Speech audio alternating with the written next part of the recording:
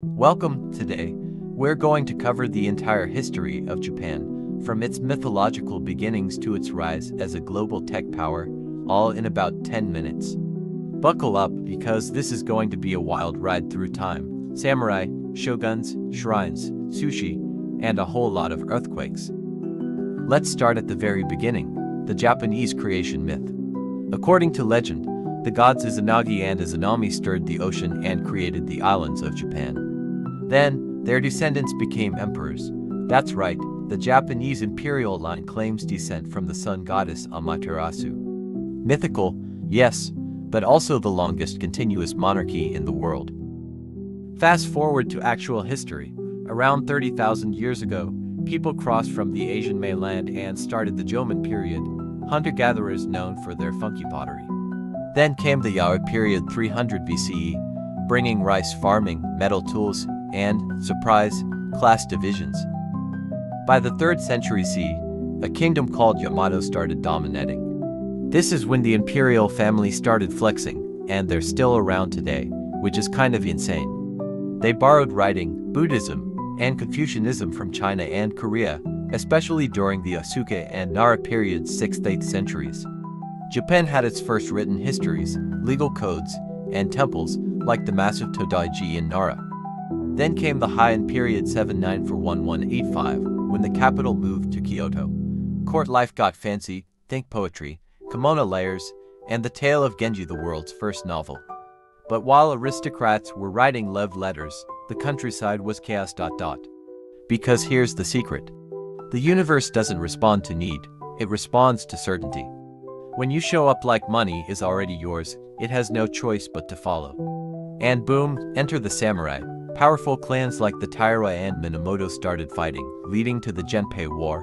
The Minamoto clan won, and in 1192, Yoritomo became the first shogun, a military dictator. Welcome to the Kamakura shogunate. Japan now had two rulers, the emperor figurehead and the shogun actual boss. Over the next few centuries, shogunates rose and fell. The Ashikaga shogunate followed, but central power weakened, leading to the Sengoku period, aka warring states. Imagine hundreds of warlords daimyo fighting, betraying, and burning castles. Out of this mess came three heroes, Oda Nobunaga, Toyotomi Hideyoshi, and Tokugawa Ieyasu. In 1600, Tokugawa Ieyasu won the Battle of Sekigahara, became shogun in 1603, and created the Tokugawa shogunate. Peace at last, for 250 years. But peace came with isolation. Japan cut itself off from most of the world, no Christianity, no foreigners, and no leaving. This was the Edo period, time of samurai bureaucrats, kabuki theater, ukiyo woodblocks, and a strict social order. But isolation can't last forever. In 1853, knock knock, Commodore Perry arrived with American warships demanding trade. Japan opened its ports and realized, oh, we're behind. Cue the Meiji Restoration 1868. Bye-bye shogun, hello emperor again. Japan rapidly modernized, Western clothes, railways, factories, and a modern army. In just a few decades, Japan went from feudal to industrial power. And they weren't just modernizing, they were expanding. Japan defeated China 1895, then Russia 1905, and took Korea. Big empire energy. But then, World War II, Japan joined the Axis, invaded China, took over Southeast Asia, and bombed Pearl Harbor. But by 1945, Japan was losing. The US dropped two atomic bombs on Hiroshima and Nagasaki. Japan surrendered. The empire was over. Post-war Japan was devastated.